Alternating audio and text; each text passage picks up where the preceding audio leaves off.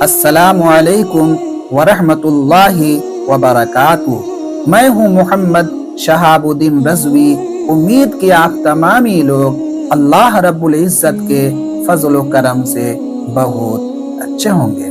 प्यारे इस्लामी भाइयों, वक्त को मालूम करने के लिए अक्सर इंसान अपने हाथों में घड़ी बांधा करता है।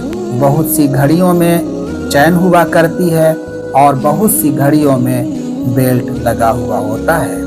तो प्यारे इस्लामी भाइयों, अगर हम चैनदार घड़ी पहन करके नमाज पढ़ते हैं तो हमारी नमाज होगी या फिर नहीं होगी। बहुत से लोगों का ये कहना होता है कि चैनदार घड़ी पहन करके नमाज पढ़ने में कोई हर्ज नहीं है, लेकिन बहुत से मुफ्तियाने कराम का ये फतवा है कि चैन वाली घड़ी पहन करके नमाज नहीं पढ़ना चाहिए। तो प्यारे इस्लामी भाइयों, आज हम बात करेंगे कि चैन वाली घड़ी पहन करके नमाज पढ़ सकते हैं या फिर नमाज नहीं पढ़ सकते हैं, और अगर चैनदार घड़ी पहन करके नमाज पढ़ते हैं तो फिर नमाज होती है या फिर नहीं होती है।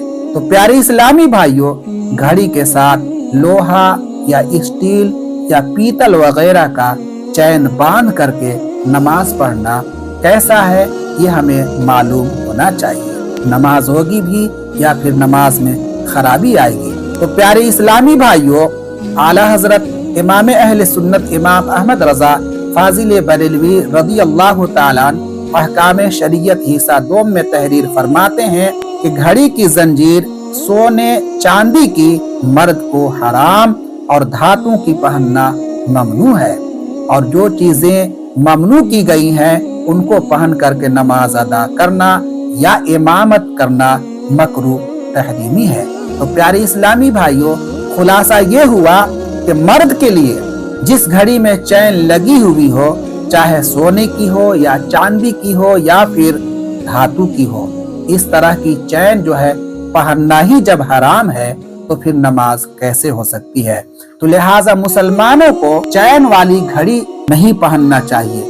घड़ी पहनना गलत नहीं है, बल्कि घड़ी में चैन लगाना, चाहे सोने चांदी धातु या स्टील का किसी तरह का चैन लगाना नहीं चाहिए। और अगर आप चैनदार घड़ी पहनते हैं तो आप नमाज के वक्तों में उन घड़ियों को खोल करके अलग कर लिया करें ताकि आपकी नमाज मुकम्मल हो सके। तो आपने समाअत कर लिया कि चैनदार घड़ी पहन करके अगर आप नमाज पढ़ते हैं तो आपकी नमाज नहीं होगी, और ऐसे नमाजों को दोहराना आपके लिए जरूरी होगा। अल्लाह रब्बुल इज़्ज़त फजल फरमाए। आमीन।